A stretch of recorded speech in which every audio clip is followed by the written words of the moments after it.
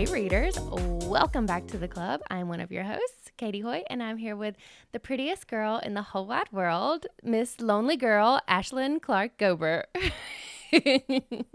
Hi. You keep saying that whenever we record, and it makes me feel like I'm a model or something. I do have my shoulder out. I have this like relaxed jacket on, and it's comfortable, but it just keeps like it's an extra large, so it keeps like slipping off, and it's giving lonely girl vibes. Hi, Katie. How are you doing? What's the 411? Nothing really. I'm honestly like it has been kind of the craziest, busiest, weirdest week for me. And the way I desperately need to just like chit chat and shoot the shit with my swirly girl. So I'm just like so happy to be here and not have anything else going on at the moment. So it's nice. Good. I actually couldn't agree more. I just got the husband and the child out the door. No work today. No work even until like Tuesday. So seriously, like I couldn't ask for more right now. I can't wait to just talk about whatever the fuck we want for the next, 2 hours. Yeah. It's going to be so fun. Yep. It's going to be so much fun. Are y'all doing anything this weekend? No, nothing crazy. Hoyt's golfing today. His aunt's in town. So we're just hanging out. And honestly, that's what we've been doing the last 2 weekends before this. And it has been amazing. Like normally we come on here and we say all the stuff we've been up to. I ain't been doing shit. I've been making sourdough loaves and reading my books and laying on the couch. And it has been so lovely on the weekends, and then I just feel like the weekdays have been kind of kicking my ass, but that's obviously not interesting. Yeah, I feel like we're just getting like crushed every day on our morning Snapchats. Like it's just one thing after the next. And then the weekends come and it's like, oh, it's finally relaxing. We don't have any plans either. That's best case scenario. So yeah, I'm looking forward to just relaxing, and I'm probably going to go to Barnes & Noble today and pick up a new book because I feel like I've been doing a lot of audiobooks lately, and as I've said previously, they take me so long to listen to because the people talk so slowly. I need something I can physically hold. But I have started a new hobby. So in line with Katie learning how to make bread, I am learning how to hand embroider. So the foundation for our future homestead is really coming together, our combined homestead. So yeah, I'm just learning how to embroider because I wanted to do some like cute stuff on Susanna's clothes. But it's kind of addicting once you do it because it's a creative outlet, but there's also a science to it. Like it has to look good and you have to do it certain ways. Yeah. Oh my God, it is so fun. I've only done it for like 3 nights. So maybe I'm like having beginner's excitement, but I am really excited about it. No, that is exciting. And you were telling me yesterday, like, you know how to do this stitch and this stitch and this stitch, but you still got to learn how to do this one and this one. That doesn't compute for me. I have literally no idea what the fuck you're saying. I'll send you video. I'll send you some Snapchats of the little stitches. Okay. They're cool. Okay. It's funny because so Hoyt just got a walking pad this week, and it has been the best thing ever. He put it in our gym right in front of the TV. So I just walk and I just like watch my little show, and I am way behind on Bridgerton. I haven't watched this 3rd season yet. So that's what I've been watching. Oh, okay. And they literally have a conversation about embroidery, and she's like, oh, my favorite stitch is this stitch, and then also it's so exciting to do like this stitch, and Eloise is like she's like, you guys are fucking lame. She's like, and the thing is, I related to Eloise in that moment because I was like, who the fuck embroiders?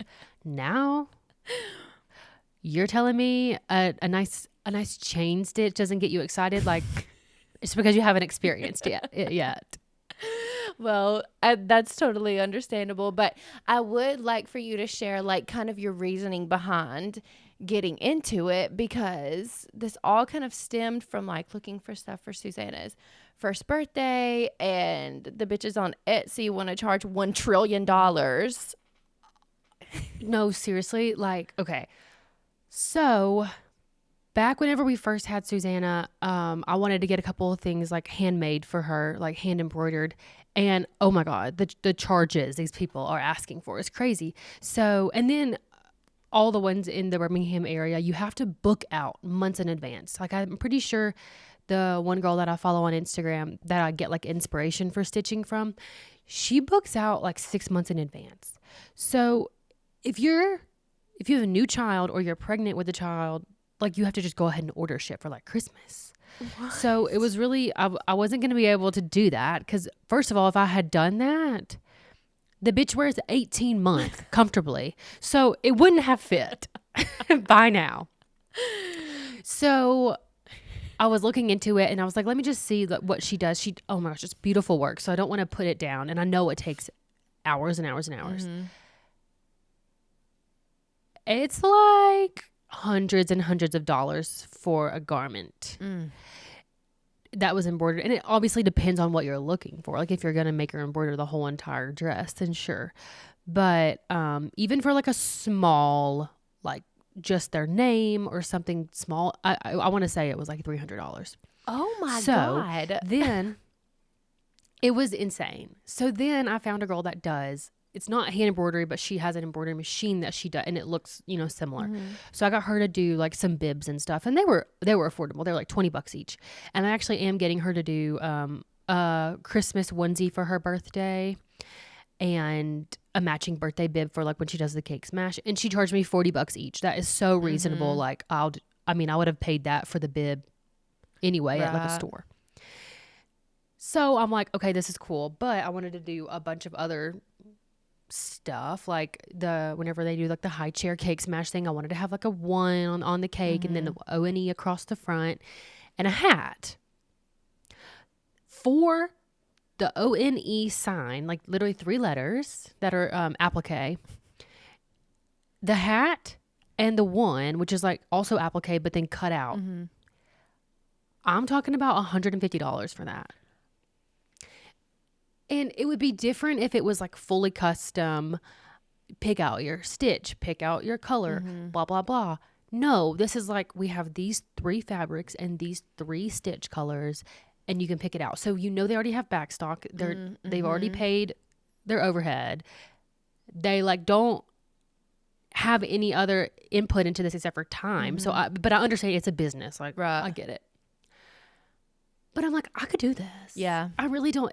Like, whenever I was in home ec, I was slaying. Like, I won the sewing competition. Like, I know I can do this. So I was like, let me just look into, my mom has a sewing machine. Let me just look into and see if hers has embroidery, which it does not. So then I was like, well, cool. I'll just look into an embroidery machine. Anywhere from $3,000 to $6,000 for the machine. That's why they gotta charge so much, because they gotta like make back exactly their investment. So I was like, oh, I'll get my money back probably if this machine is like $500. I'll just buy the machine, do a couple things, offer it to people, do a couple little projects, and pay off my machine. No, no chance. So I thought most of the stuff I want to do outside of this birthday extravaganza is hand embroidery. So I'm like, I can do that. I think the main part of hand embroidery that a lot of people aren't good at or like need to buy things from other people is the artistic part where you have good handwriting and can draw pictures. And I'm fine. I don't need her to have like a big mural on her dress. So I'm just going to do like the regular stitching for like names and words and like just very small like pictures. So I think it'll be relatively easy. I don't think I'm going to be good at it right away. Like I don't think they would look great if I tried to do her birthday outfit right this second. I could probably get it done, but it probably wouldn't be exactly what I'm looking for. Yeah.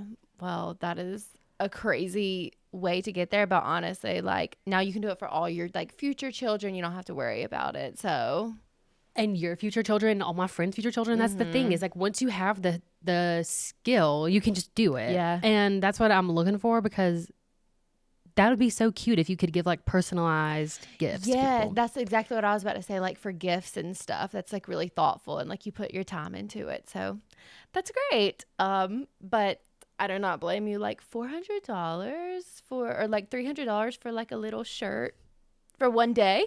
I know. And the thing is, like, you provide the clothing. So it's not like Right. it comes with the service. It's like you're just paying for that, and you better have it booked 6 months in advance. So it's really not doable for me at this point. Yeah. So hand stitching, we'll see how it goes. I mean, I think I'll pick it up quickly, and then I won't have to like practice all the time. Yeah. But we'll see. Yeah. Well, good for those girls who are in that business because they're making absolute bank. They are making bank. There's such a good market for anything for kids, and especially stuff that's like that simple. Again, like if I had the machine, it would take me not even a day to make all those things. Especially if I already had the fabric. Yeah. You know? But yeah, it's really opened my eyes. Like the two industries that I would like to dig my claws into are wedding and baby. 100%. Because that's like the most lucrative areas right now. 100%. It is so crazy. I say this all the time, but we got married in 2019, right before COVID, like October 2019. And the way a wedding, like our wedding today, would cost 4 times the amount that it cost 5 years ago in 2019 is absolutely insane. It was like COVID hit and the prices absolutely skyrocketed. And I'm like, why didn't I like purchase a wedding venue way back when? Yeah. When I know. when rates seriously. were low. Like I really should have. When rates were low, you would have already paid it off by now. Like you could have paid it off in like 5 weddings. Literally. People will pay whatever you ask. It's so insane. I thank God every day that I'm already married and I don't have to plan a wedding in this economy because it's just absolutely outrageous. Like praying for all of you girls who are planning weddings these days. Praying for y'all because the amount of florists that I looked into that had a $10,000 minimum for budget. Like that's insane. That's insane. Insane. Wait, you didn't update. So how are the loaves? Like, are you about to perfect, you think, the recipe, or is it something that's ever changing? I feel like it is kind of ever evolving. I did do like my first inclusion loaf. So I did brown sugar cinnamon. I've made 2 at this point. I am quickly realizing you have to be aware of how much of the inclusions you're putting in. I managed to get it like perfect the first time I did it. The second time I put way too much. That brown sugar made the loaf like flat. It was really not great. I mean, I gave it to my parents, but I'm sure it tasted delicious. But the looks of it wasn't aesthetically looking. No. Yeah. But no, I feel like I'm still kind of troubleshooting. I can't seem to get the density of the loaves right. And so I've been playing around with like how long I've been proofing it on the countertop versus how long I've been putting it in the refrigerator. And then at what point do I do my my shaping? And so it really is just like ever evolving. I'll get there eventually, but it's tough. And it really has been tough because here the weather finally decided to change. And by change, I mean drop like 7 or 8 degrees. So we are now like in the high sweater weather. Yeah. We're like the high 60s, low 70s finally. But still like that affects my temperature inside the house because we've just had our air on up until this point. And so only this, literally last night, I got up at midnight, like absolutely frigid, shivering cold, and had to turn the heat on. So that is the first time on November, let's see. Wow. November 15th, I finally had to turn our heat on. So, yeah, it's been a process. I'm still sorting it out. Obviously, like as the seasons change, it's going to also change the sourdough strategy, but it's going well. My family has absolutely loved it. My brother-in-law is like, I ran out. Like, I need a new loaf. Where's my loaf? Yeah. So he came over on Thursday night, and then I saw him last night, and he said, okay, well, I ate half of my loaf yesterday. And I said, didn't you get home at like 11 p.m.? He came over to watch Thursday Night Football. Got home at like 11 p.m. I said, you ate half a loaf of bread last night? Talk about the biggest compliment in the world. And also, he could not be more relatable in that moment. Right. I was like, what happened? Like, you didn't go to bed? You had to work the next day. Anyway, so he was like, I'm going to like need a new loaf soon. And I'm like, You guys are running me ragged. Like, I've seriously made, I think I've made like 6 loaves this week alone. And yeah, It's only the 6th day of the week. right. Like, I've made a lot. And Hoyt is like, okay, Oh well, my God. we're going to need a loaf tomorrow. And I'm like sweating my ass Oh my off God. trying to make. You girl bossed way too close to the sun. I think what it was is I was so fixated at the beginning trying to perfect things, and it was like loaf, loaf, loaf. I set an expectation for everyone, and now they're like holding me to that. They got too comfortable with their loaf a day. 100%. So we need to back off. I've got to like slowly wean them off of the bread, but we'll get there eventually. I'm hoping that. But the thing is, so like we have next week, and then the week after that is Thanksgiving, and like the number of videos, real Instagram reels and TikToks that have been sent to me about I should make this sourdough recipe for Thanksgiving. Or like a starter discard recipe. Is that like a good roll or something? That's what it has been. Like, Katie, you're in charge of the bread. Okay, well, now I have to sit down and do the math of when I need to start making these things, because like I've got to go to my family Thanksgiving, and then there's like a secondary my family Thanksgiving, and then there's the Hoyt family Thanksgiving. And so it is just, yeah, I've some math equations are in my future, but it'll be fine. I'll get it figured out. I've got plenty of time. So yeah, that's pretty much it for me. I seriously have not been doing anything besides laying on the couch and working. So I have nothing left to report. Prayers for you. Thank you. Yeah, you as well. Okay. Well, I'm kind of jealous of the weather right now because it is literally snowing today here in Utah. And it's like the 3rd snow. But the crazy thing is tomorrow it won't be snow. Like, it won't have any snow on the ground. It'll be sunny and everything will be melted.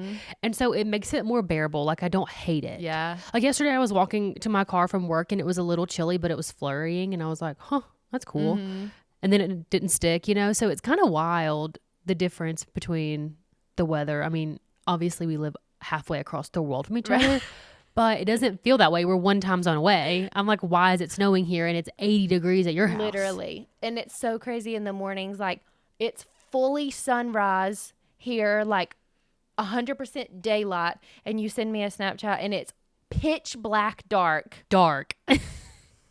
I know, it's wild.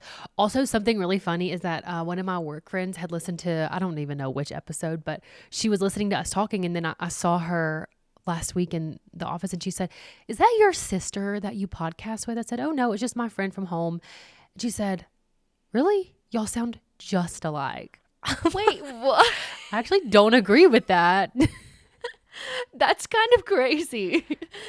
Isn't that crazy? I do not feel that way, but I think whenever you're not exposed to a Southern accent every day, all day, it's kind of wild. That is such a but good I also point. want to talk about, like, I know we need to get into the book. It's already 20 minutes in, but the amount of Alabamians I have met in Utah has blown my mind. So there's a girl and a guy that are married that just started at our, like, working in our department. They're both he's from Tennessee, she's from Hartselle, and then worked at UAB. What?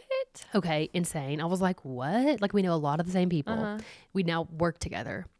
Then I had to go to a doctor's appointment with Susanna for like a speech language, like pathology, like a feeding therapy appointment. The SLP went to Oak Mountain High School. Okay. Literally lived down the road from Jake and I in Birmingham. Went to Auburn. Wild. Crazy. So yesterday, y'all probably can't see because it's too far away, but I got a new necklace, a new charm necklace. Susanna had like chewed on the other one and it was tarnished. So I got a new one. It still has an S on it, but it has like a little butterfly and her birthstone on it. Okay, so I go to this store. I'm like picking out my charms. I go to check out and this girl is talking to another customer saying that she's from Alabama. And I said, where? And she said, Birmingham. I went to Oak Mountain. What? I'm like, what the fuck? That is so crazy. Was she like our age? She's young. She just graduated high school. She's doing a gap year before college. Oh, wow. But she said, I moved here because I have sisters here. I said, oh, is one of your sisters an SLP? She said, no. I said, she doesn't work at the Children's Hospital? She said, no. I said, okay, well, somebody there went to high school with your sister. That is so crazy. Isn't that wild? Like, it is so weird. Oh, and one of our new dosimetry students in our department is from Alabama, but I don't know where at.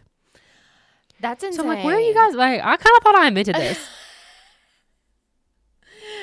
And I'm learning that I didn't. That's tough. That is so crazy because like I feel like I only have a connection to Utah because my husband played baseball there. Otherwise, like it would not even be on my radar, like a state that even like really crossed my mind. So like where are other people getting this idea that they can just like go move to Utah? Yeah, that's so crazy. Yeah. Crazy. So yeah, anyway, the Southerners are representing and we apparently sound alike, but I don't know that that's 100% true. I think that it's definitely just like the accents is like it's hard for people to differentiate. And I kind of feel that way. Like if I think about people in the UK, which now I'm very good at knowing where they're from in the UK because I've watched way too many. Thanks to Love Island. Way too many episodes of Love Island. But like before that, I couldn't tell you any difference between their accents. So no, me either. That's crazy. Okay. Well, would you like to just go ahead and dive in? Absolutely.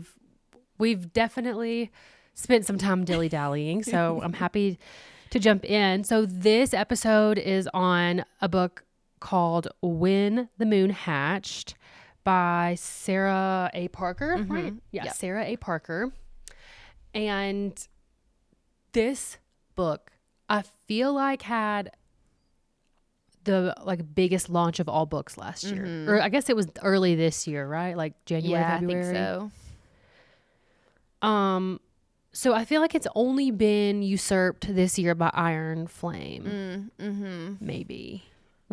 Unless Iron Flame came out last November. Iron Flame was last year, but so this might have been the biggest like launch of the year and actually got nominated for Best Romantasy of this year. I did see that. Did you vote on like the Goodreads books? No, and I should have. I totally forgot to do that. Is it over? Is it closed? I don't think so. I think you can still vote. Okay, I'll take a look. Which I obviously only vote on like a select few categories, but I do remember seeing this on there. I don't remember if I voted. I think I voted for something else. But anyway, not to like bury the lead, but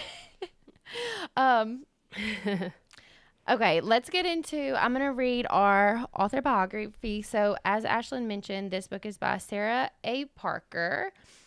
And this says, originally from New Zealand, I've been living in Australia for the past 10 years. My husband and I have 3 children together, so when I'm not writing, we're out and about doing family adventures. I love sushi, peppermint tea, and plants. Our house is basically a jungle. My other great love is anything snow related. We try to get away as often as we can on family snowboarding trips, and our dream is to one day have a house somewhere it snows through the winter months. There's just something about the snow that feels magical. I get back to New Zealand as much as I can to spend time with my family, so that's always a treat. Aside from that, we live a pretty quiet life here on the Gold Coast. And then it also says she has 3 books in a previous series called the Crystal Bloom series, with a 3rd book coming soon. And I have not read that series, but I do know that it's like quite popular. People really like it. So is it popular? Okay, I have not heard of it. I just stumbled upon it on her website. This was obviously from her website because the Goodreads one was like pretty much this. However, I feel like she is now at an echelon where she needs to like formally do an author biography. This is kind of like Facebook status. Yeah, I agree. But I like this. I mean, I enjoy just like hearing from her straight up, and I appreciate that she didn't try to be like so quirky and cute with all these like fun like anecdotes. I write about imperfect people with lots of problems. Like, yeah, we get it. But her loving winter, loving the snow makes so much sense after having read this book. So that's great. Like, Nice to meet you, Sarah. I do think that it is funny. Like, I feel like people who live on this side of the world, we don't really like know the difference between New Zealand and Australia. Everybody just I was going to say that exact phrase. Like, is that not the same shit? yeah, and I think Aren't they like connected or something? Like they're right beside each other. yeah, they're like right beside each other. But I do know because like I also watched Love Island Australia, which by the way, new season just started. But it's always like the girls are like, oh, I would love to like get with a guy that's from New Zealand. Apparently, it's like they're their own breed, but like here in the States, I feel like that's the same thing. Yeah, to me it would be like, oh, well, I'm originally from Alabama, but I live in Florida. Like that's kind of how it feels, you know. It's like, okay, Yeah, like that's the same thing. so you're from the South, Right. yeah, Exactly. But I enjoyed yeah, this. I think that's really sweet. Like I don't necessarily care to know more about her than yeah. just No, I think that. I think it's plenty. I think it could be professionally created, edited, I agree. what have you. I agree. So I can do the book synopsis, and there's a couple iterations. There's one on Goodreads, one on her website. I just, you know what? I brought the hardback. Traditional. I'm just gonna tell you what it says on my book because I got this recently, like a month ago, from Amazon. So this is like the most up to date version. Okay. And they're all pretty similar, but not the exact same. Yep. So this says, an assassin for the rebellion group Fur de Ath. Rave's job is to complete orders and never get caught. When a rival bounty hunter turns her world upside down, blood spills, hearts break, and Rave finds herself imprisoned by the Guild of Nobles, a group of powerful fae who turn her into a political statement. Crushed by the loss of his great love, Khan Vagor took the head of the king and donned his melted crown. Now on a tireless quest to quell the never-ebbing ache in his chest, a clue lures him into the capital's high-security prison where he stumbles upon the imprisoned Rave. Echoes of the past race between them. There is more to their story than meets the eye, but some truths are too poisonous to swallow. Slay. Slay. I think it does give a little bit of the beginning away, but I don't find that the beginning gives the end away kind of thing. Yeah. Like there's so much that happens in this book that telling us the first few chapters it doesn't change. Yeah.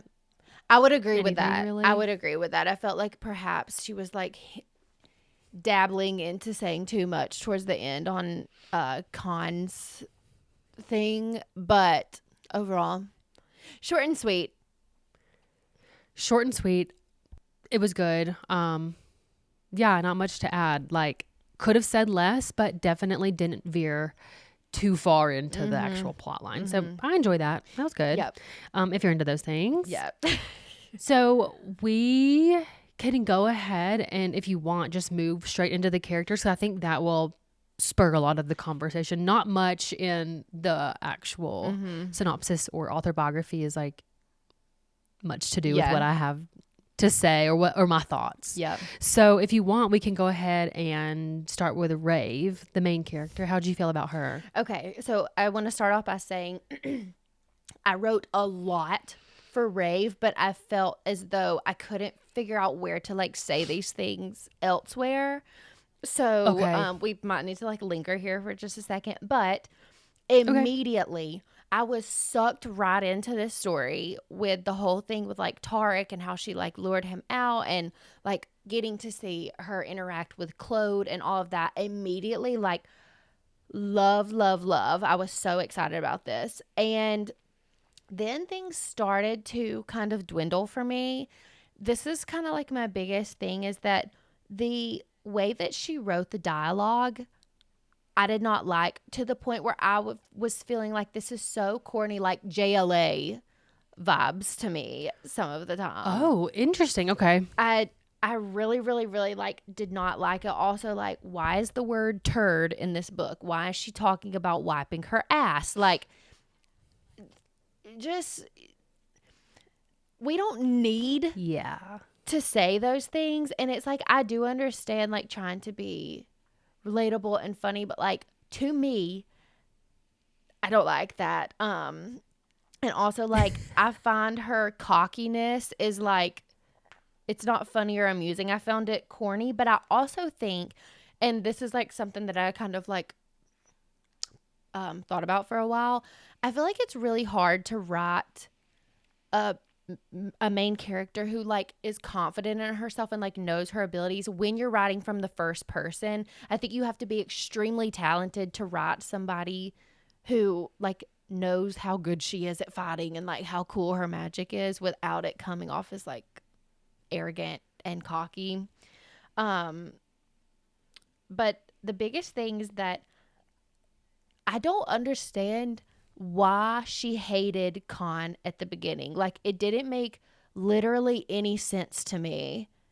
She just like was mad at him and she's like, "Don't rescue me. I don't want you to get me out of this prison." Like, why? Because at the time she didn't even know that he was the king. So why would she be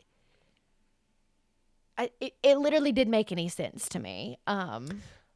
Let me jump in because that is exactly how I felt. What are you so mad about? Mm-hmm. This man is like, he came into the prison. He wanted to see what was going on. Like, you didn't trust him. Okay, cool. You didn't trust him. Not a big deal. Yeah. And then, well, she already didn't trust him whenever he saw her in the, what's it called? The gorge or whatever. Yeah. What is that place called? The ditch. The ditch. The ditch, yeah. So she was like, this guy's fucking weird. And then he showed up in the prison and she was like, this guy's fucking stalking me. Uh-huh. But you were about to die. Like, Right. you were mad that he rescued you. And then you were mad that you were like in the dragon's mouth. And then, I don't know, like all of it, I think it, maybe if I were in that position where there was all this shit going wrong, maybe she was just like so strung out on her emotions of like, thinking that she was about to die, that she just didn't know how to handle them. But it never went away. Like the feeling of her like being like mistrusting to him or hating him for some reason like didn't go away. But it wasn't a true enemies to lovers. And that's what I don't, it kind of lost me there because a lot of people will recommend this and say, oh, enemies to lovers, but it's not. No, she just tells you that they're enemies, but like she doesn't actually play that out. That it was bothering me a lot. No, and there's no substance there as to like on what grounds they are enemies. Yeah, exactly. Because they're not. Exactly. That's honestly going to be like a key theme for me, like as we continue to talk about this book. She did a lot of tell, not show. And there's a lot of things that I'm like, okay, like you can't just say it's this without like demonstrating or like giving background information as to why it is that way. Like I felt the exact same way about just like how she played out like their connection to one another. Like the first sex scene when they're in not sex, but the first like spicy scene when they're in the house and she's like gonna kill him. And then she's like overcome with this wave of like, no, I'd rather just fuck him. Like, don't do that. Don't make it be like that. Like you have so much time to actually develop these feelings like coming back or like these memories that are trying to like seep through her lake that she has in her mind. I didn't like that. Like I just felt like the development of things was a little bit off for me. And that's just kind of I don't know. I just felt like she didn't like nail it.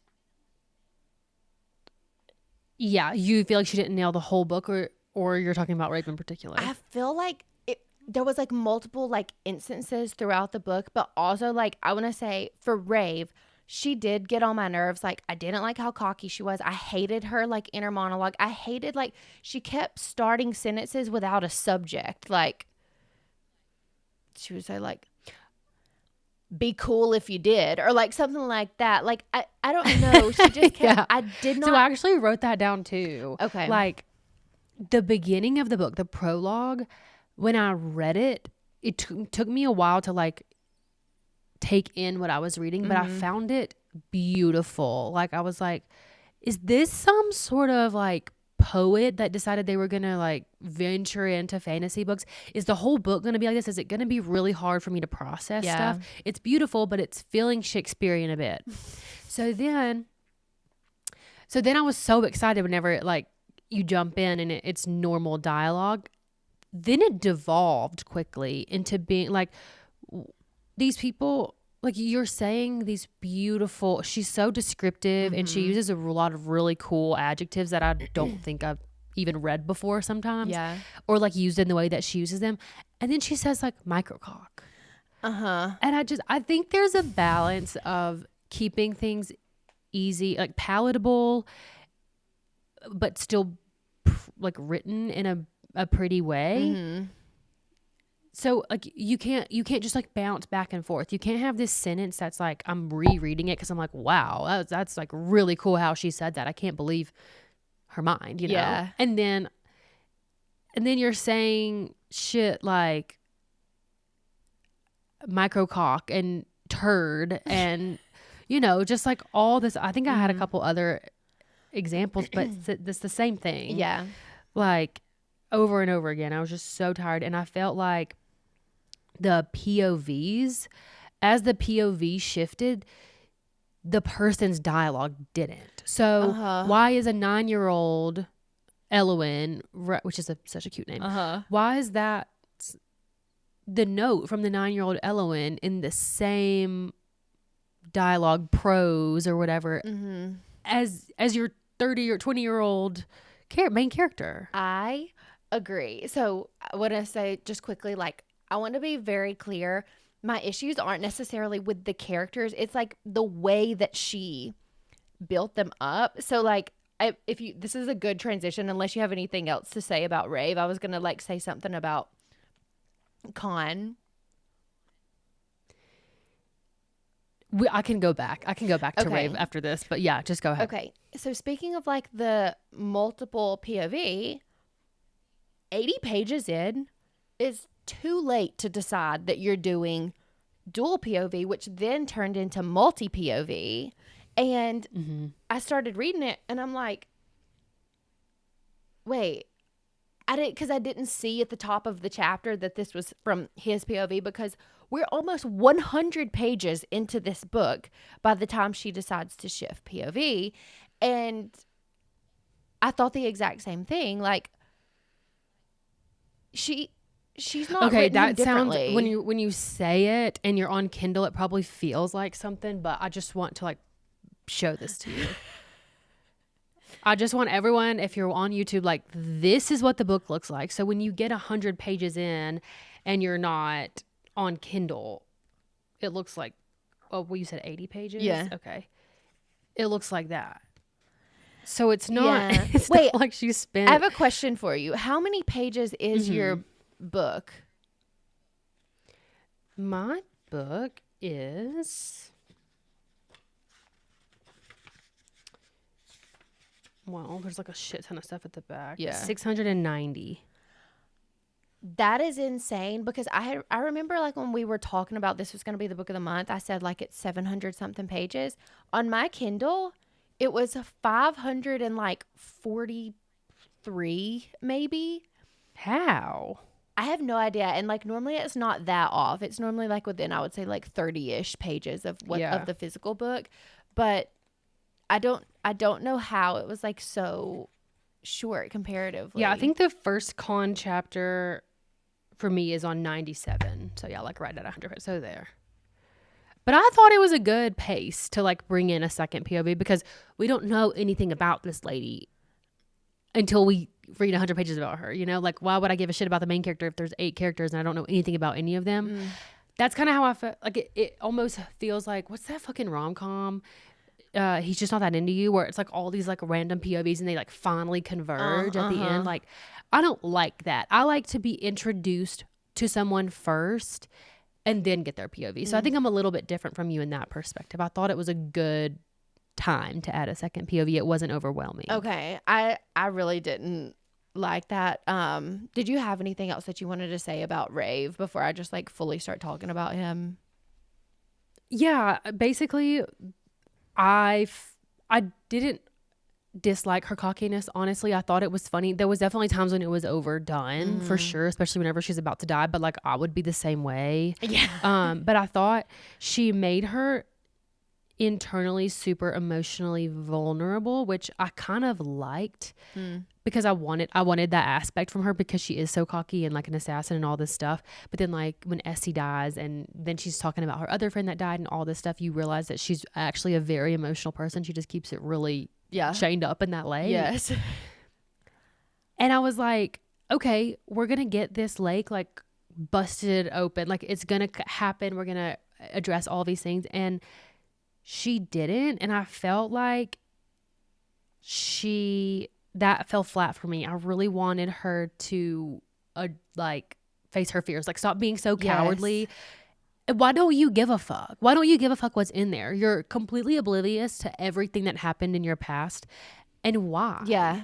No, I completely Why are you agree. okay with that? I completely agree. Like, I felt like outwardly she wasn't doing anything, and I needed so much more, like, especially between her and Con. And, like, she was so detached from her past life and, like, all this history that she had without really even, like, understanding the depths of things and being like, no, don't tell me anything. Like, okay, that's actually getting on my nerves now. The fact that you won't allow yourself to like open up. I was hoping it would be a situation where she's immediately closed off to it and then slowly, takes little bits of information. And it did seem like that was the trajectory that we were on. We just didn't make it there. Yeah. So I'm hoping that that's like what book 2 is all about, is her really getting to the bottom of everything. But yeah, we can talk about Con. Okay. Well, I have different things to say, but going based off of what you just said, I was so underwhelmed with the like how he informed her of her past life. And I know that they even say in the book, like you said, you were going to like take it slow, like gradually introduce her to this concept. And he's like, well, like it didn't happen. And I'm like, okay, but why? Like, why did she play it out that way? I really, really, really didn't like it. Another thing is like I feel like we meet him way too early in the book. Like I don't want to run into the male main character in the first 1 or 2 chapters in a book because like right away because she starts talking about he smells like leather and whatever whatever other scent musk. But I don't want to meet him that early. Like I hate like an instant draw, and I get it, like especially for the sake of this book, that's important to the context of like she has this draw to him that she doesn't quite understand. Still, I don't want to be introduced to the male main character before like 100 pages in. Yeah. So, but you want to have their POV before that?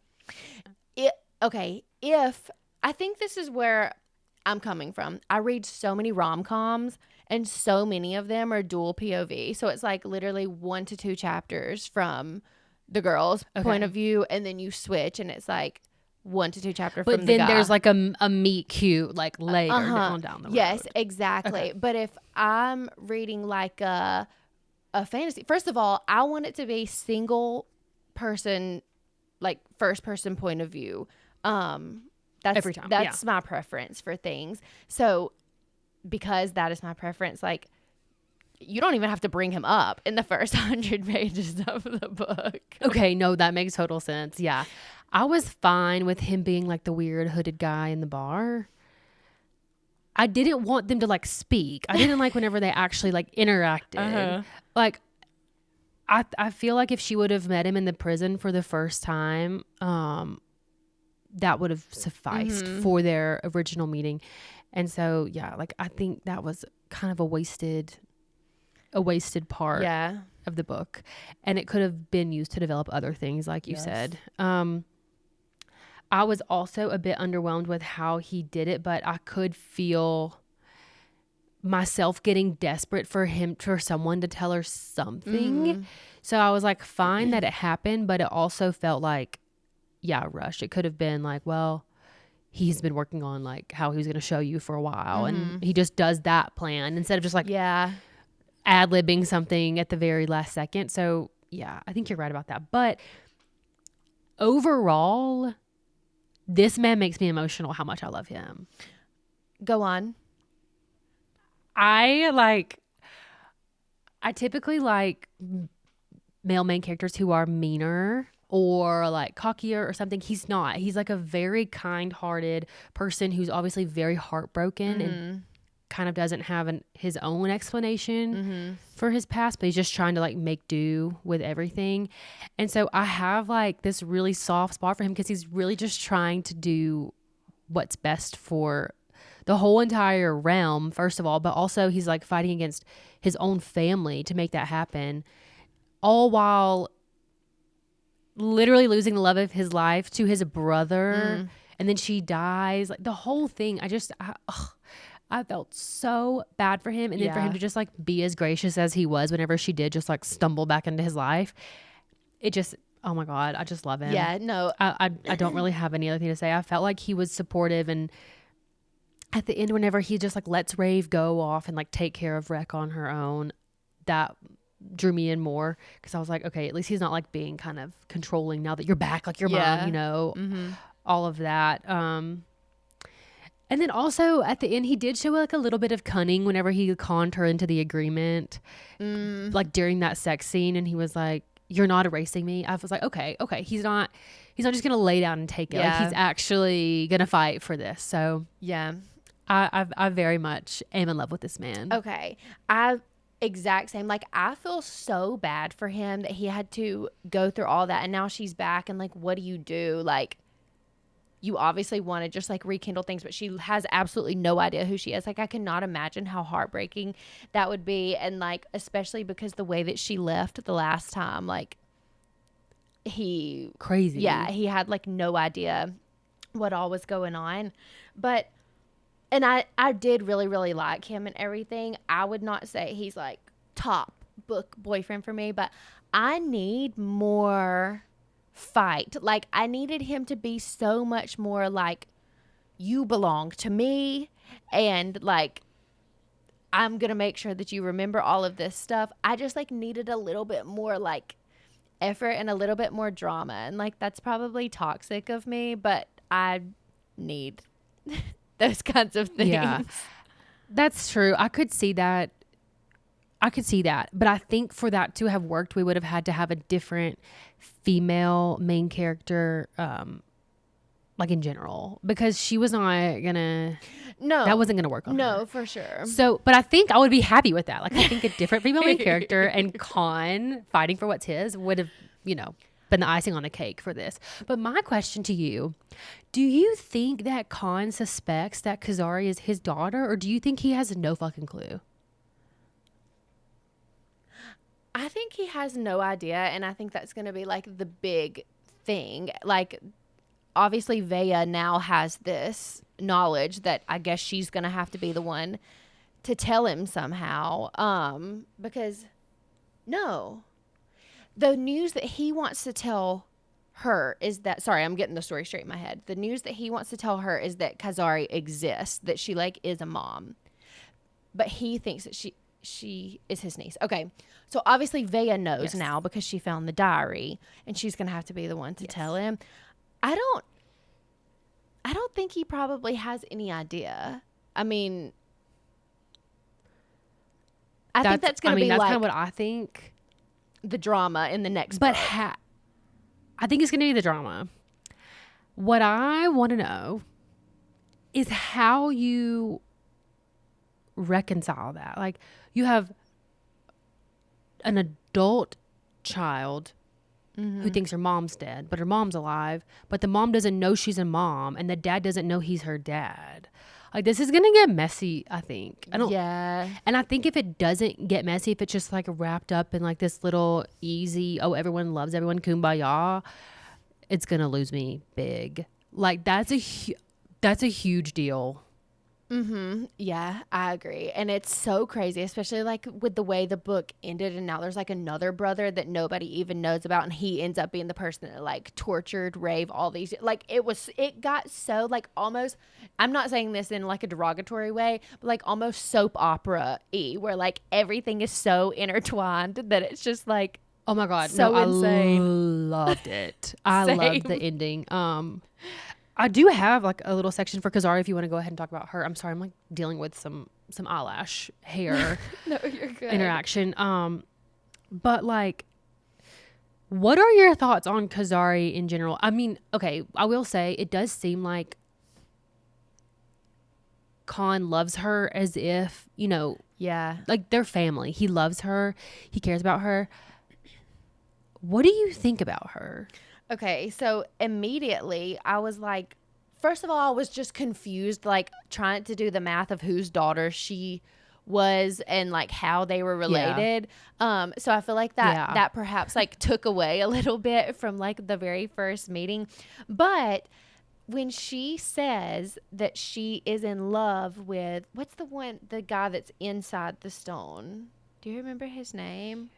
Kalis or Salis, I don't know how you Okay. say it. Okay. When she dropped that bomb, like, I'm in love with him, the way I was aghast, I was so like, do I find this weird or is that like such a good plot line to have go? I was so like, Both. yeah. How fucking crazy. This bitch is going to burn the world to the ground. She's insane. And I don't think that she knows she's insane yet. I think that the Scavenger King is going to find that out. He's going to fuck around and find out that this girl is about to blow a gasket. What do you mean you're in love with the god trapped inside the Atherstone? Like, Yeah. what do you mean? I mean, obviously, I feel bad for her for having to wear that shit on her head. Like, Yeah. it definitely seems like that's the biggest burden of all time. But to be in love, what are you talking about? Yeah. No, I absolutely love that part when she said it. I was like, okay. And especially this is like at the beginning of the book and I'm still really, really like invested in all of these things. But I kind of hated this because I felt like her talking about like how her tutors like would smack her on the hands or whatever because like of her handwriting if she didn't like connect her letters.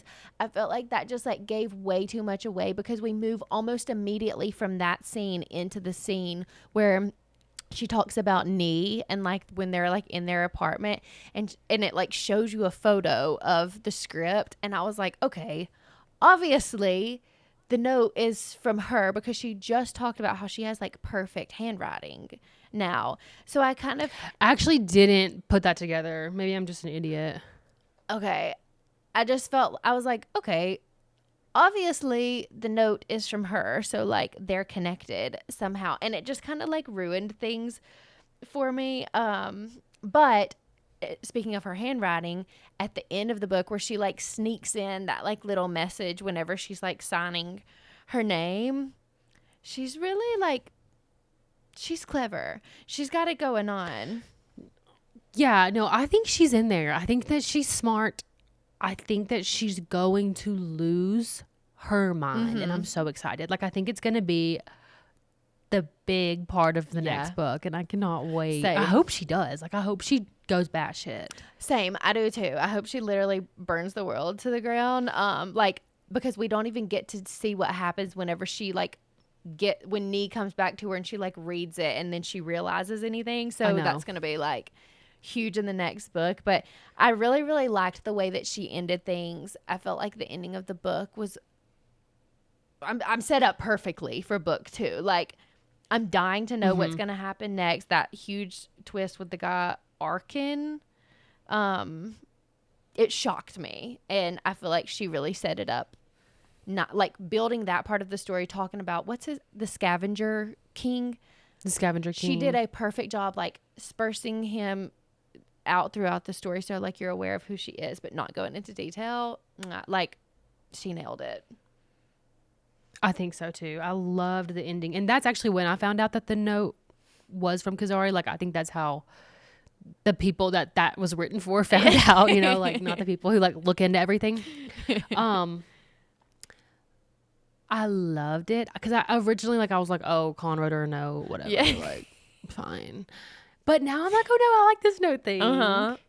I love the parchment larks, just like whole part of things. Oh my god, yes, like such a good use of a character, like an idea. I don't know.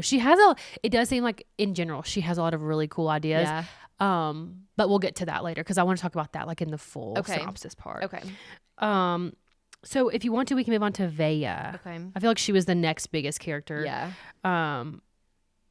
And I just want to say, like, thank God for her, because otherwise I don't think that Khan would have told Rave anything soon. I think she walked in and was like, I'm fucking mad at you. And Rave was like, what do you mean you don't know me? She's like, yes, I do. Yeah.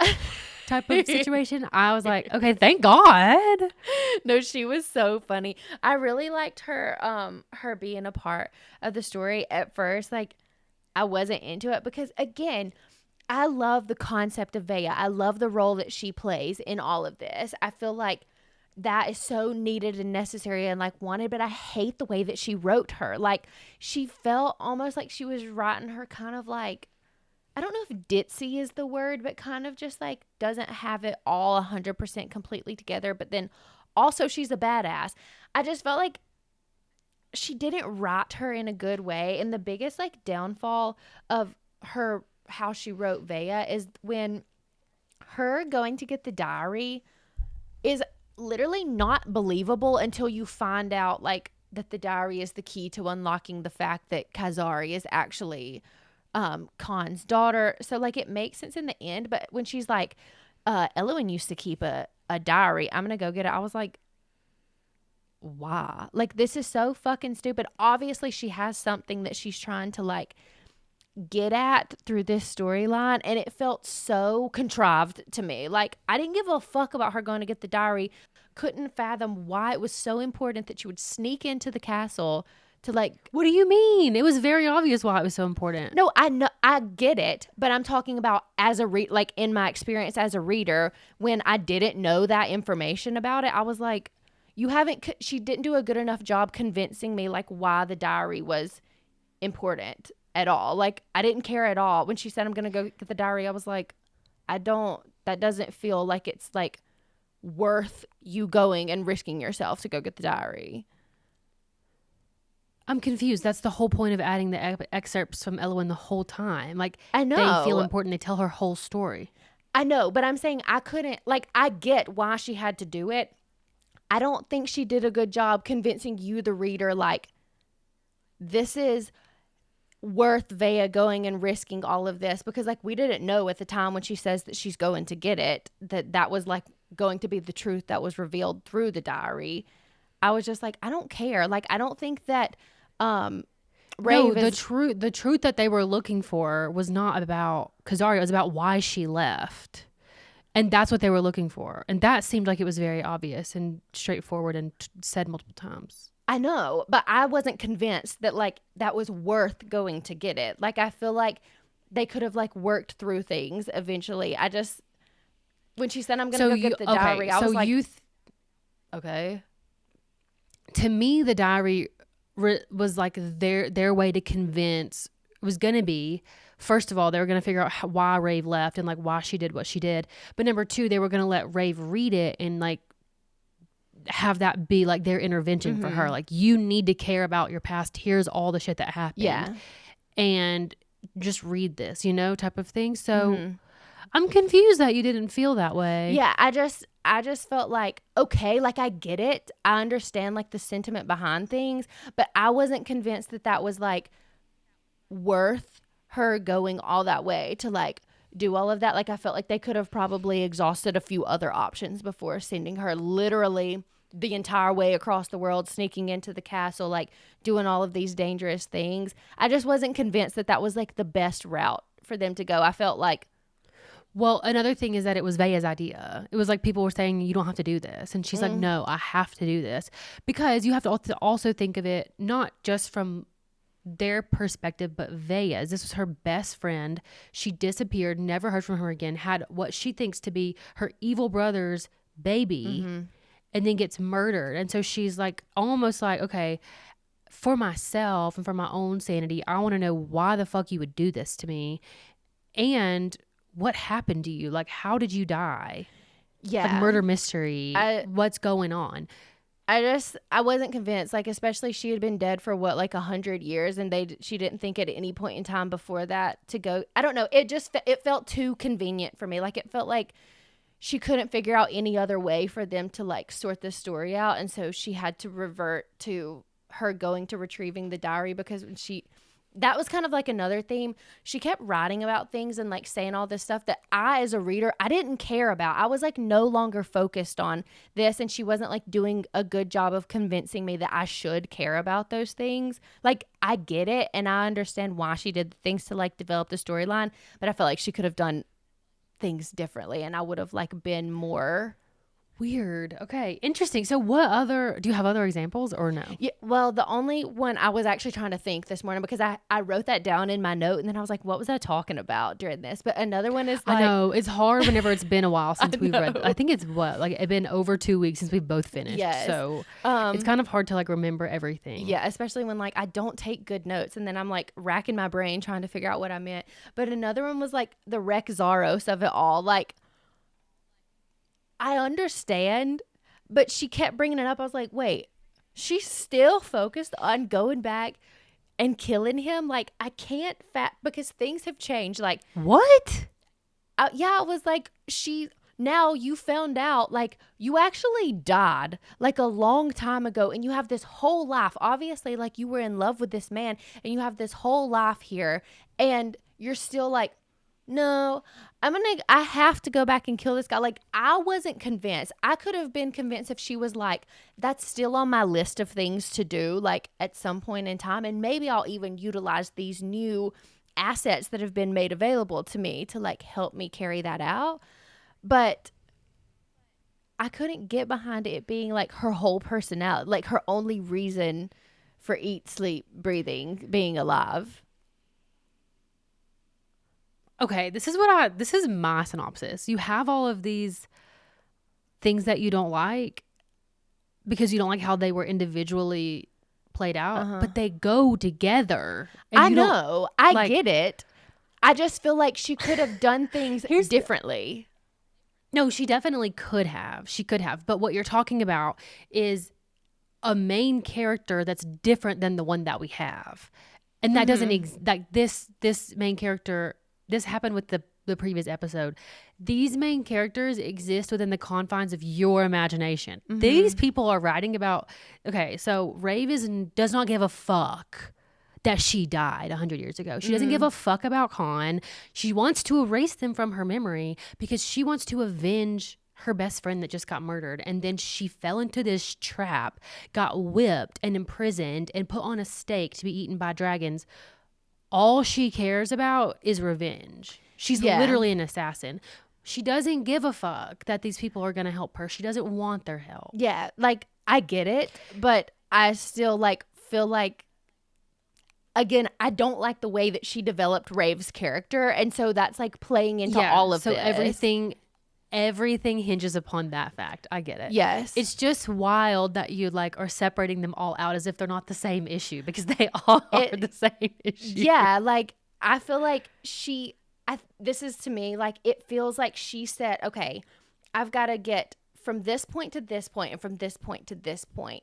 And the way that she like made those things come together, I just felt like I'm just like not convinced a little bit. Like, things feel a little bit too contrived is the only word I can think of. Like, I wasn't convinced that these were things that people would like actually think of or actually do. And like the I don't know what the correct word is, but like things being realistic is important to me, and it just like didn't feel that way to me. Yeah. You also have to think about it. You're coming with it through the lens of a very reasonable person. Okay. Yeah, that's if someone true. came to you and said, you died 100 years ago, and if you learned what happened to you in your past, it would explain everything for you. Yeah. If that happened to you, you would say, all right, okay, masterclass in what the fuck happened to me 100 years ago. This bitch doesn't care. Yeah, no, that's a great that's point. the hardest part. That's the hardest part to like swallow from this book, is like, why doesn't she care? But everything else in the plot follows that, because that's how she wrote it. That's a really good point. I just, again, like, Rave she's just like not my favorite, and I feel like this is just like a writing thing. Like, I know I'm being so critical of all of this. I'll just like say I really liked this book and I love the story and I love like the world that she built. It just feels a bit clunky to me. Maybe that's the best way to say it. Like we I got think that's there, a good way to put it. but it was a bumpy ride for me personally. It was definitely a bumpy ride. So let's go ahead and talk about Rex, since we're so confused why she wanted to kill him, even though I literally lived for that. Like it was a contender for a favorite scene for me. No, when she kills him, she could not have written the scene better. Like it was a perfect. It was everything that I wanted it to be. I totally agree. And I also think that like she knows how to write a character that you're supposed to hate. I found in the Romantasy world that a lot of times I sometimes feel bad for like the ops. You know what I mean? Like sometimes the villain has a point. This guy doesn't have a point. He's awful. He treats people like shit. He treats dragons like shit. He's just a piece of work. Yeah. And he needed to die. Like the world's going to be so much better without him. And it made his death, oh my God, so beautiful. I completely agree. That whole scene, like the way she set it up, it seriously, like it could not have been done better. And the fact that Khan was like, you go ahead and leave. He'll leave a day after you. I have a feeling this is where he's going to go. Like, it was so perfect. Like, as I'm reading it, I was like, yes, yes, yes. Like, it was perfect. I was so nervous that she was going to leave that as a cliffhanger, and I couldn't have stomached it. I had to know what was going to happen. Same. I was like, okay, I got to get to it. Same, because like you didn't have much left in the book after that point. No. So I was No, in oh my I was God, in I the was same so worried boat. about that. I was like, if he like escapes this, I swear to God, I'm gonna be so mad. But honestly, that also like would have been a slay. I would have been like, okay, well, now I'm desperate for book 2 to come out. But she had more to say, thank God. Yeah. I will say the other kind of confuses me because I like, in the beginning, I thought, okay, she has some sort of parasite that overtakes her body and you know, it keeps calling her host. And then she forgets what happened. So that's what I didn't really like about the scene, is that the other does it. It kind of comes through. And so then you're like, is she going to remember? Is she going to be able to revel in this memory? Yes, I completely agree. And I forgot I had started taking notes on like the other. I feel like that plot point like gets so buried underneath all of this other stuff. But what is that? I'm desperate to know. And sometimes I feel like this is like a common theme in fantasy books to write. Like there's some other kind of like being that overtakes or is like a part of the main character's mind. And I feel like it's such a slippery slope. Like sometimes that can really overshadow things. And sometimes I really, really hate it. She did a good job of that in this, but I feel like it's almost like forgettable in the overall plot of things. Like when I think back, I'm not thinking about that aspect, but it's obviously like a key player in all of this. So it seems like at the end, the other was the like last remnant of the dragon Slaughtra. Her soul, she gave it to Rave to save her and sent her back. And so I think that's what it is. It's like part of the dragon. I missed that lives that completely. within Rave. Okay, I missed that. Yeah. I think Khan says it, or someone else is like, it's weird. So I do want to like flesh it out more, but I think that's like the gist of the other. It's like, it's not necessarily her, but it's Slaughtra. And that's why whenever the other is like talking in their point of view, they call her like my beautiful, sweet, perfect host. That's like sweet. whatever.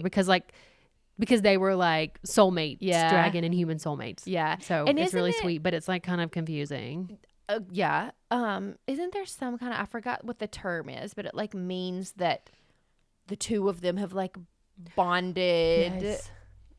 It's like a weird word. Or yeah, it starts with a D. Creature's being. It does. Also, just while we're right here, I'm going to mention that in apparently this book had been like republished. I don't know, picked up by somebody different. I don't know. Apparently the glossary used to be in the front of the book, and in my version on the Kindle, it's in the back of the book.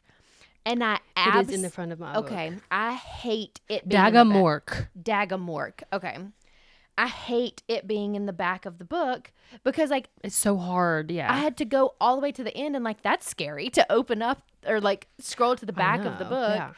But I feel like that happened because I think a lot of people, when it was like in the front of the book, I think they moved it to the back because I think a lot of people thought like, if I have to read this 20-page glossary before I even start the book, like that's not something I'm interested in. So I think they like the psychology of it. They're like, well, if we put it in the back, at least. Yeah, you can just read it as you come across things. And some of it kind of gives things away. Like you don't want to like read all that, especially about the characters. Yes. But one thing about this, you needed the glossary in this book. Like the way she did not bother to explain things at all. But yeah, I feel like maybe Slotra and Elwyn had the Dagamork, and so that's they were connected. Yeah. Somehow. And Khan and whatever his dragon's name is have it. Yeah. I don't remember his dragon's name. Ragan. Me either. Okay. Gotcha. That sounds right. Okay.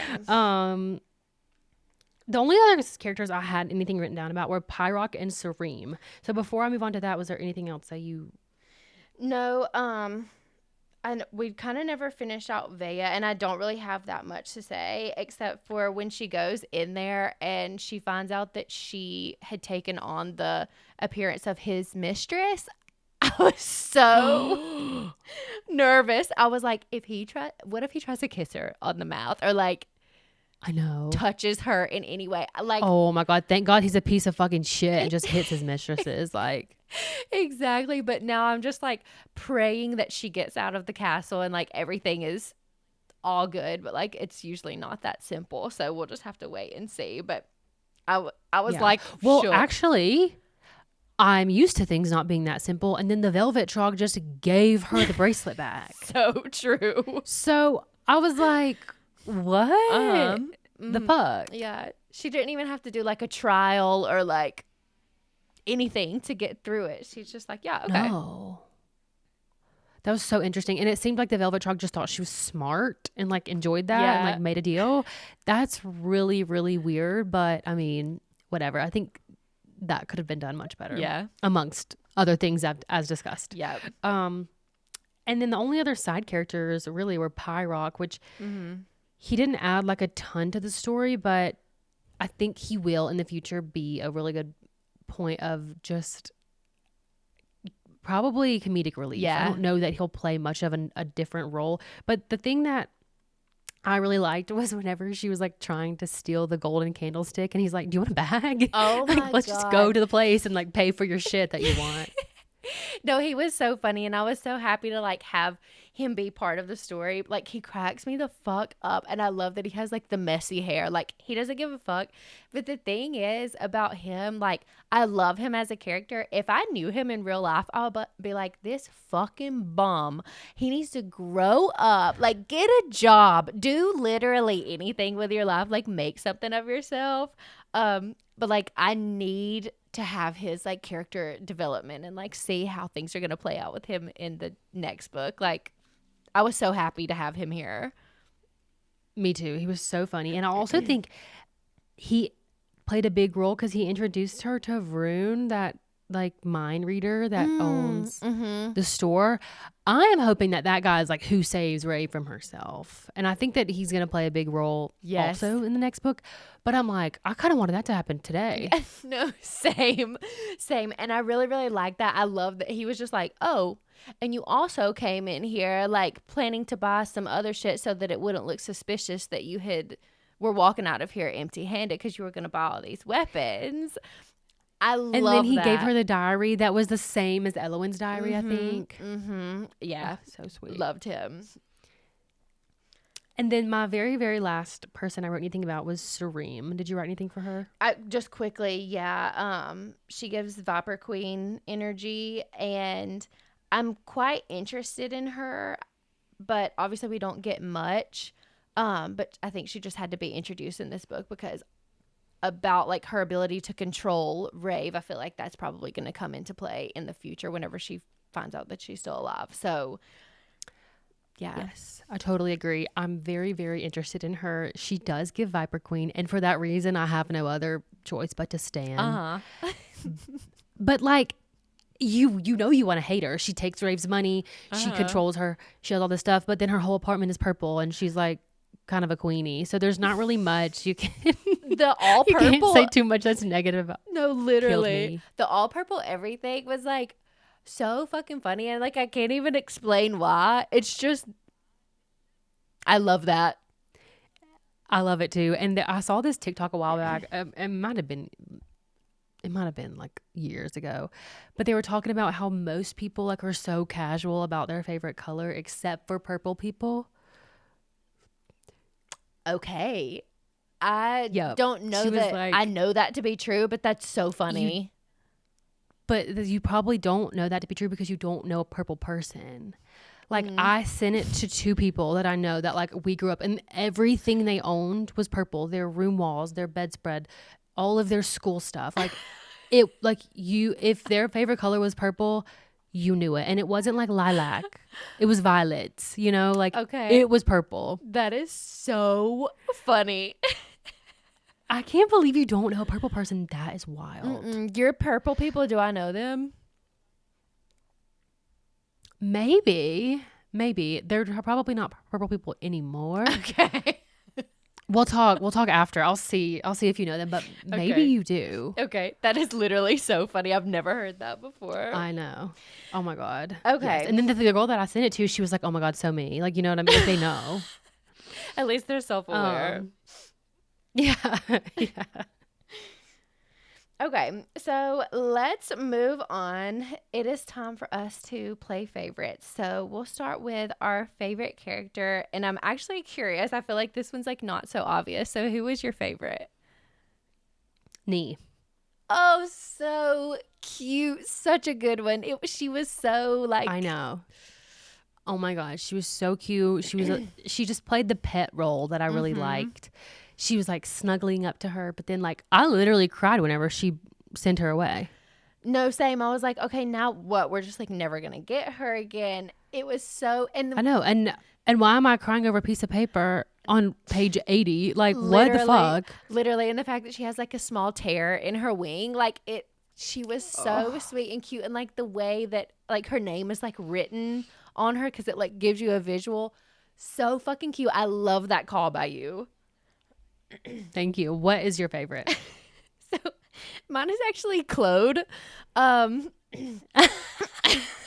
Such a good call. She is so insane. So crazy. And I love that. I wrote a quote down and I didn't put it here, but she's like, I think when she like finally gets the iron taken off of her and she like can hear Claude singing again, she's like, welcome back, you crazy bitch. Like, obsessed. That's kind of like my one real huge issue with this is like, and sometimes I think that authors can dabble way too much in like the higher beings of the story. And like, I don't necessarily want to like meet Claude, but like, I need more of their personalities to come through because that's so funny. And like, especially like the dynamic amongst all of the elements is so funny to me. And the Claude aspect, like I need way more of that. I was so obsessed with Claude and all the whole prologue was awesome. With it where you just like learn about all of them. What are they? The gods? They're the gods of the elements, right? Yeah, I guess so. So I feel the same way as you. I don't necessarily need them to exist in a substantial form. Yeah. I need their presence. Like I think it's so unique and funny and oh my God, it just added so much. That is hilarious. I'm glad that you picked that. I'm glad that we could talk about that. Yeah, same. Wow. Claude is so funny. And I'm really interested to see like where she goes with her like power wielding or like, because it seems like she does have connections with all of them. She's just been shutting them off. Yeah. And so I worry that like if she's able to talk to them all, like, is she going to be as overwhelmed as the people who wear the stone are? That's an interesting point. Yeah, I guess we'll have to see. We will see. Okay, so what was your favorite scene? Okay, so I've kind of like jumped the gun, but like the very first scene where she kills that Tarek guy and we get to like see her using Claude and like doing all that. Like I said, immediately I was like sucked right into the story. I absolutely loved that. And then I was like, okay, I feel like that's like one of the first thing that happens. That can't be my favorite scene, but like it kind of was because I was still like naive to all of these other like critiques that I would develop after the fact. But but I also really liked the Tuca trial, not the whole thing because I actually felt like it went on entirely too long, but just like the end where he like comes down and he offers her his Malmer. I'm trying to think if that's the right word. But I did really like that, and then like obviously the Rex Zaros was a very very very close runner up as well. What about you? That is so funny. I was gonna try to guess what your favorite scene was, but mine was the Tuca trial, and I couldn't see past it. I was like, I can't imagine how anyone would pick a different scene. So I'm glad that you picked it because I'm like, inject this into my veins. If you like walk up to my tombstone one day and like you can't hardly read the words, they're so small. It's this entire chapter like just plastered across it. I cannot believe that me and the girl that wrote this speak the same language, like went to the same, you know what I mean? Like, what? It was so motherfucking good. I cannot get over it. Yeah. It was so Game of Thrones. Yes. Like, just like, oh my God. Like, please bring me the head of my enemy to my feet. 100%. That's what I want. 100%. And I can't remember the name of the guy that like ended up dying at the end, but fuck that guy. I'm so glad that he is dead. Oh. It was something dumb like Hartalk or Harmock or something weird. Yeah. But like, I will say, like, leading up to that scene, I was like, what the fuck are we doing here with the fate herder and like all the like what is going on? I was so glad that he rescued her from that situation. Yeah, same. And then I also like one of the parts of that scene that like meant so much to me was whenever he did the like 6 beats on his chest and like no one knew what that meant, but it obviously meant that like that's like he's in love with her. She's his mate. She's above everything to him. I was like, yeah, I love you. So Colin, good. Please don't die. So good. Which we knew he wasn't gonna die, but still. Right. Okay, so the favorites have been submitted. Now it's time to talk some shit. More shit than we have already talked. What was your least favorite scene? And do you have multiple? I have 2. I wouldn't necessarily say these are scenes, but maybe more so like elements. But okay. I did not like the fate herder. Okay, me either. I agree. I felt like, girl, if you can't figure out a way to move your plot forward, just say that. Like, you had to invent an animal that was like, no, this is now the direction that the story needs to go in. Like, I didn't like that unless she's going to bring it full circle in like later books and it's going to be this like really profound aspect of things. Like, I really didn't like that. And then the other thing is like when they're playing the card game, listen, if you're going to bring in this like made up game in a book, which is like something that happens sometimes, I don't need to know any details. So I wrote down one of the sentences that she said because like the way no one knows what the fuck you're talking, like leave this out of the book. No one knows what this means. She says, I set my Colk down, but he trumps it with a velvet trog, also winning the following stomp when his muskin trumps my Enthu. Like, those are in the glossary. I understand, but to read that's one sentence. I needed to look up 5 terms. I'm not going to do that. I'm just not going to. And I also that's not pertinent to the story. Like, you could just say, like, he trumped my card that round. And, like, that's all that I really need to know. Just That's very interesting. I loved the game. I loved the game as a concept. I don't need to know like the rules or like how to play or what made up being trumps another made up being. I didn't like that. Anyway, but that's overall, like, I feel like that's not too bad for my talking shit about the scene. So what about you? What was your least favorite? Okay, first one was when Essie dies and she immediately falls for the trap that Rexaro sets for her. I hated that. I'm like, you're supposed to be an assassin. You're supposed to be smart. I understand that the other is like taking you over or whatever. But don't fall for the trap. Like, you really thought you were going to go in here and kill this guy who, like, no, you need to go find a hole to mourn in and plot. And don't just, like, you know, take the bait. I didn't like that. That pissed me off so badly. And obviously, it pushed the story quickly to the next thing. So it made sense. But there were better ways. Like, Yeah. I agree. And it's like he's a trained assassin and like so are you. So you should be like well aware of things. And I get like she's like this is a trauma and she's in mourning and all of that. So like you're not necessarily thinking clearly. You're just like making rash decisions. But like you know how this goes. You know how this works. You know how to lure someone in. And you were just like, yeah. Yeah, you just did it to somebody in the first scene. Exactly. You should know what's happening.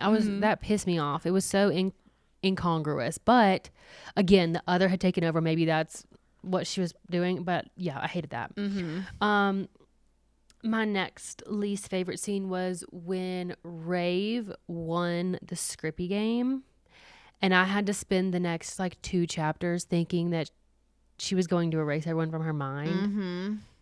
I was literally so emotionally distraught. Like, same. And I also was like, if I was Khan, I would be like, fuck that. Like, I'm not doing this with you anymore. I was like so mad at her on his behalf.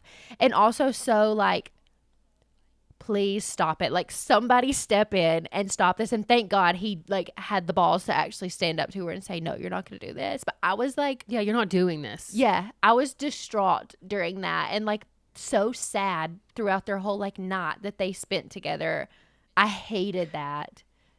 Oh my God. That's also what plays into this choice for me. I hated the whole following night where they're like, just play pretend. Like, let's spend some time together for what? Yeah. That's like my least favorite trope. I think I said that in the last book where you just kind of like bide your time and you know it's going to lead to like emotional turmoil and the downfall of a relationship, but you're just like, nope, it's okay for now. Oh my gosh. Yeah, same. Okay, what is one thing about the plot or the book in general that you hated or would want to change?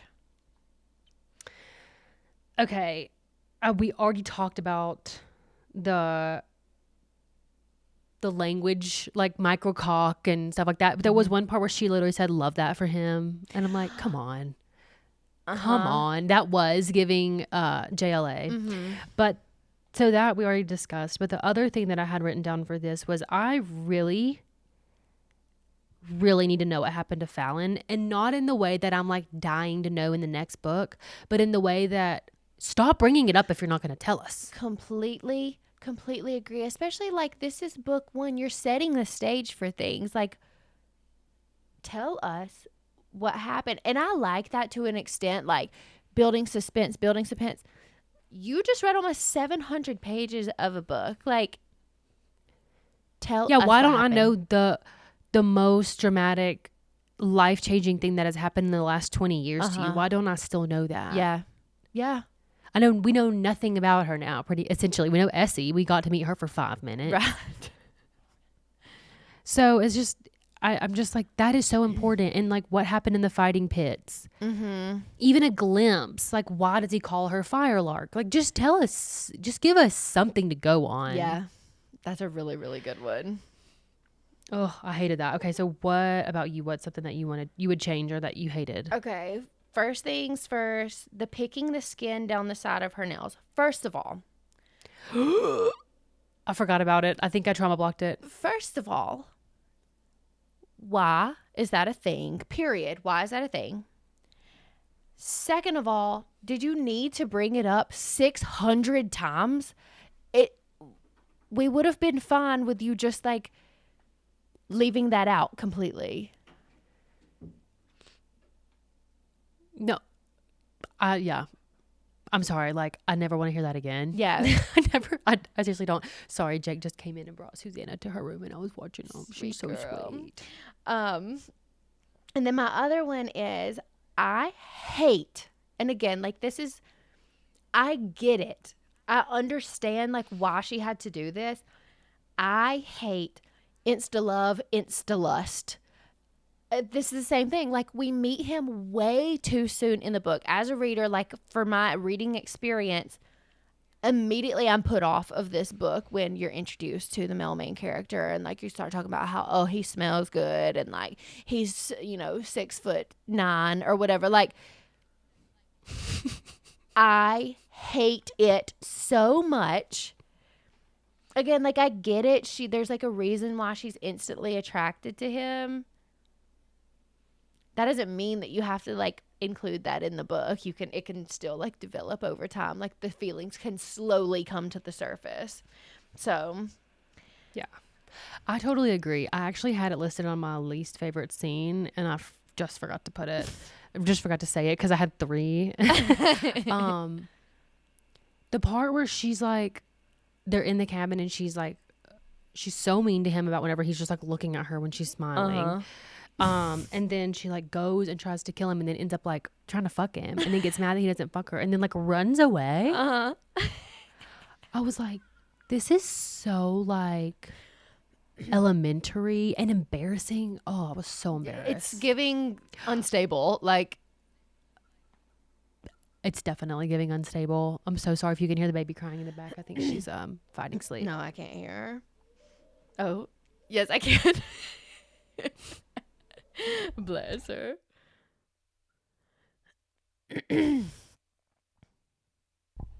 Okay, so now let's move on. Do you have any hot takes? I think my hot take is just that I don't believe that this book is worth the level of hype that it got. Do I think this is a good book? Yes. Do I absolutely love aspects of this book? Yes. Am I like amazed, blown away, best book of the year? No, I really just don't feel that way. I'm sick and tired and beat down and I can't, you can't keep doing this to me. I'm so sorry. And the thing is, I don't even have that much invested emotionally into the book because I don't choose them. You choose them. And then you make me read them. And I fall in love with them. I'm staying up past my bedtime. I'm jeopardizing my work hours. Mm-hmm. I'm drinking extra caffeine every day. For you to come on here and say, I don't get the hype. I would rather read a different POV from a rom-com. It hurts. It's disrespectful. I'm genuinely sorry. And like, you're right. That's wrong of me. I chose this book. I forced you to read it. And you liked it more than me. And like, honestly, maybe that's like part of it. I have gotten invested in this. And maybe I'm like setting an expectation for myself that no author, unless your name is Sarah Janet Maas, can reach. So maybe you're right. Maybe that's on me. Like, and I don't want it to get misconstrued. I thoroughly enjoyed this book. I'm not going to go, which I wouldn't do this for any book, but I'm not going to go get a dragon tattoo. I'm not going to make this my entire personality. As soon as book 2 comes out, I'm reading it like that day of, I'm downloading the book and I'm reading it. But I don't feel like, I obviously had a lot of issues with the book, so I just don't feel as though, and honestly, I think this is an author thing. Like, I don't love the way that she developed this story. So for that reason, that's my hot take. What about you?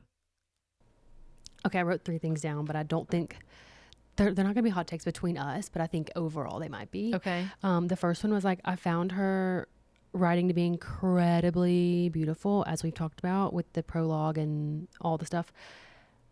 If I hear the word organ or the word ruddy one more time, I'm gonna write a letter to the editor. Like, what the fuck? Why is it so repetitive over and over again? Same thing with the pick in That the pissed me skin. off. Like and they phrase it the same way every single time. Like, Yes. get a thesaurus. Yes, and it's clear that you have one because you're using all of these really cool words and adjectives, but whenever you're like creating your final manuscript, just give a quick control F of your favorite word and look that, like, if you used it more than 20 times, go ahead and recycle some other new verbiage. Yeah. Because I'm sick of the word ruddy. And just say heart. You don't have to say like the big thumping organ. Like, we get it. Yeah. It's not that dramatic every time. So true. Like, oh, okay. And then, do Colleen Hoover fans have a point? Like, part of this book was giving tragic love, tragic romance. There was a really big chunk of the book where I thought this was not going to be resolved the way that I wanted to be resolved, and I was incredibly sad. But I was eating it up. I was staying up. I was like, oh my God, like, I've got to figure out what happened. Like, oh, I love being so sad. Like, I love reading this and being sad about it. You guys, I have never felt that way. I thought you were all insane. But now that it's in a fantasy book, I'm like, wait, now that kind of sounds good. Maybe they're on to something with the whole, like, Maybe they're on to something. reading to be depressed. Yeah. Yeah. So I'm just going to say, hot take of the year from me. I see where you're coming from. Okay. That is a hot take. I'm not going to go read about domestic violence. I think you're insane still. But a little sprinkle of depression in there. Yeah. It's good with me. Yeah. So let's move on to overall thoughts with Okay. chili peppers and stars. I think again we're going to be surprised by yours because you're just a critiquer. But I think you're going to rate this highly. Okay. I did. So I'm giving this 4 stars. And I think I wrote 4 stars and I wanted to put 4.25 stars because I do think that this is like it deserves more than 4 stars. Again, I just felt like the development of things, like, she just didn't do a good job playing things out. I wasn't invested in the things that she was like trying to convince me to be invested in. Let's see, I already said that. Last thing was, like, I immensely enjoyed this story, this world. I am obsessed with the world. I love the way that the sun is on top and then you get like darker as you go down, and how there's like different kinds of dragons throughout. I loved it. Well, the one thing I will say, this is just like off the dome, the way I could not picture the ditch, because she's like, I climbed up the wall like 30 stories and everybody's houses are like inside the wall. Like, I'm having a very, very, very difficult time picturing it, I guess. But I love this concept that she's developed. So I gave her 4.25 stars. And then for chilies, I said like 1. I know that it was spicy and I felt like I was satisfied with what we got, but it wasn't like, there was only really like 1 scene, right? Am I remembering that correctly? Yeah, most of the scenes were flashbacks of her and Con whenever she like was accidentally having the flashbacks, and it was only like twice, and then the one sex scene and the one runaway scene. Yeah. So yeah, it wasn't. Yeah. So I said 1 chili, but I was very pleased with the level of spice in this book. So Okay. how about you? I do want to go off of what you said a minute ago about like the Aurora cycles and everything. I meant to say this earlier and I totally forgot.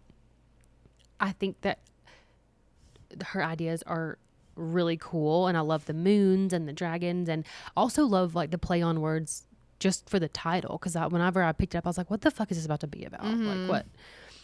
But if you're gonna go into all that, if you're gonna have a glossary and make up a different way of telling time and all this stuff, don't use the same words. Like, why are you using the same word day? Just But it spelled has with an E. Like, Oh it's my not God. different. And same thing for like mommy and poppy. Like, make up a word or just spell it the same. There's no need to add a little, just add like a little twist on the name. Like, I agree with that. I agree. so that's just something I wanted to throw in there. Okay. So my overall thoughts, as you probably guessed, I gave this book 5 stars. I cannot believe that you didn't.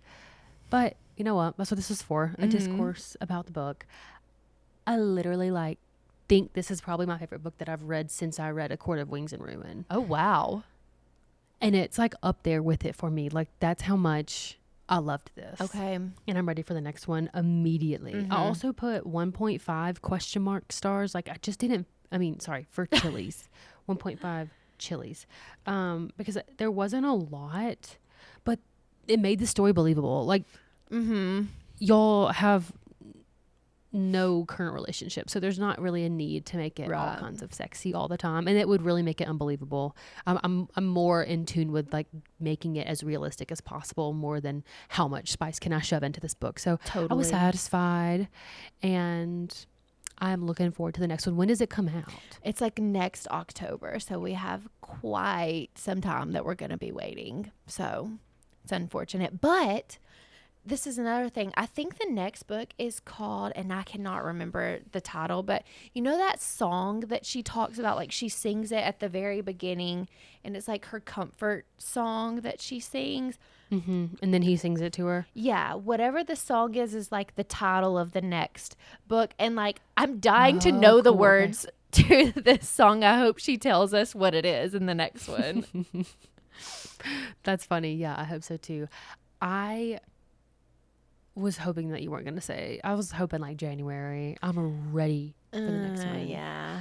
I also didn't ask you at the beginning, like, what books are you doing right now? What's going on? Right now, okay, I'm currently reading an arc that I got, and I got it, and it's like this book comes out in May, and I was like, my God, that's like a long time from now.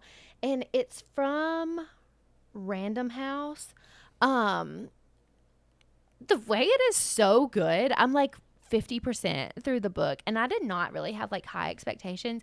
It's so good. It's called, wait, I wrote it down.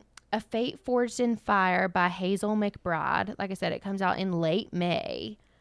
It's really, really good so far. So I will keep you guys posted, because like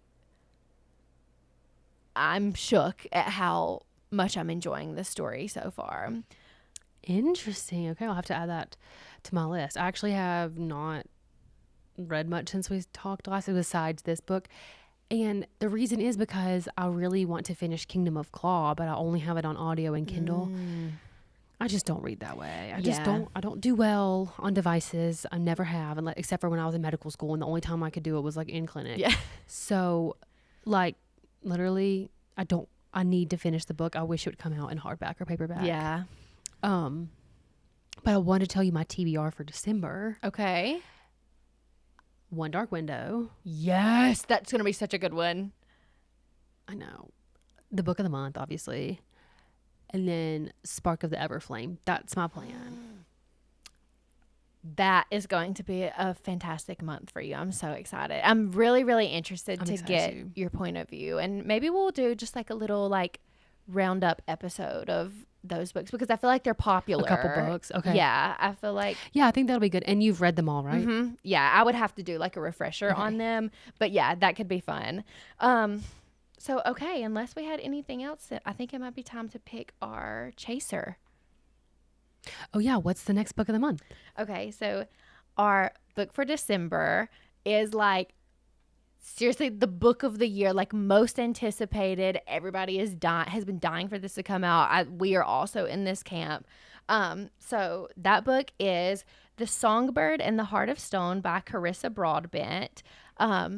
This series has such a like special place, and I know in my heart, I'm assuming in yours as well, because The Serpent and the Wings of Night was the first book that we ever covered on this podcast. Very first book that we ever talked about. Yes, and just so everyone is aware, this is the third book in the series. Technically, it's really like the fifth book in the series. There's 2 novellas that you need to read. So like, you need to know that you cannot just pick up this book and start. I mean, I guess you could, because it's technically like a second duology in a series of 3 duologies.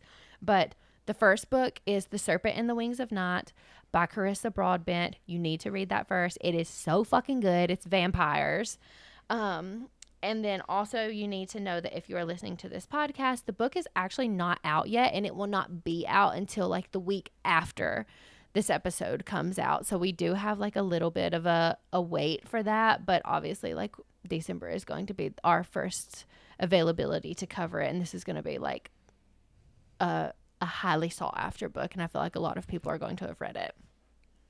Yes, I am so excited. So if you have not read anything by Carissa Broadbent, let this be the reason why you do. But you start with The Serpent and the Wings of Night, and then you do 6 Scorched Roses. Yes.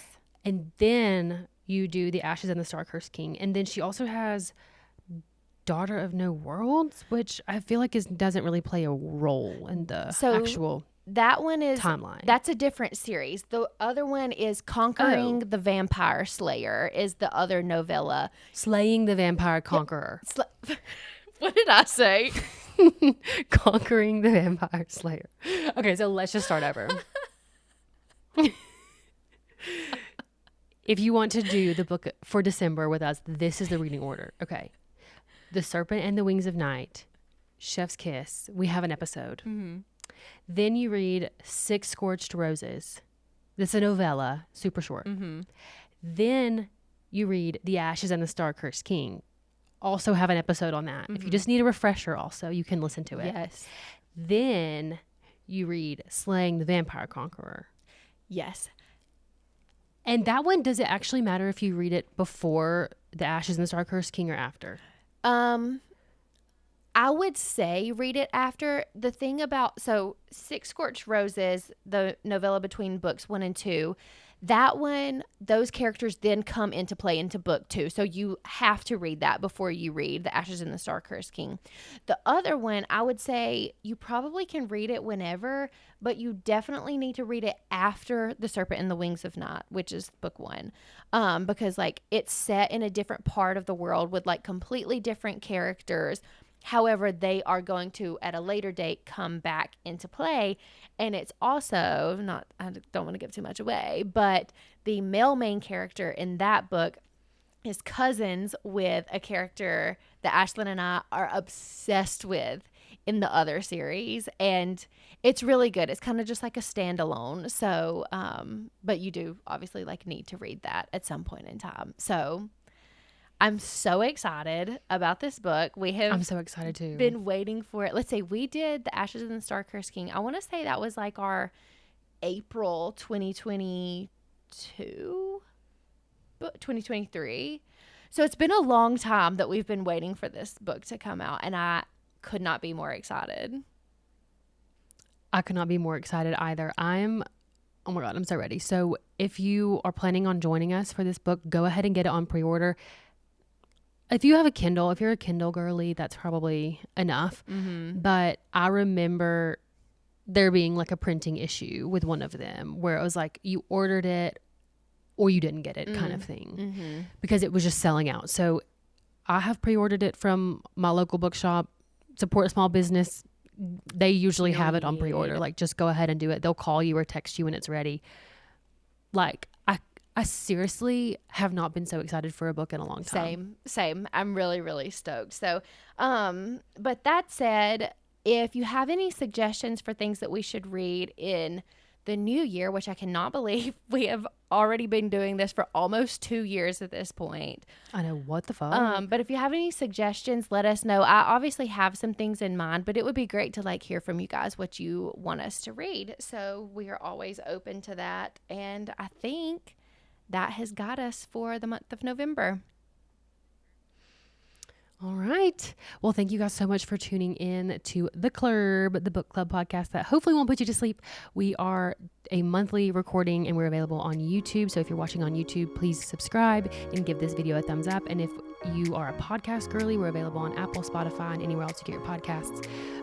Again, if you have any recommendations of what you want us to read, just shoot us an Instagram DM or a TikTok DM. Please follow us there. We're going to start posting some more clips of what we have to say and Katie's insanely hot takes. So with that, we will see you next month. All right, guys. We will see you then. Bye. Bye.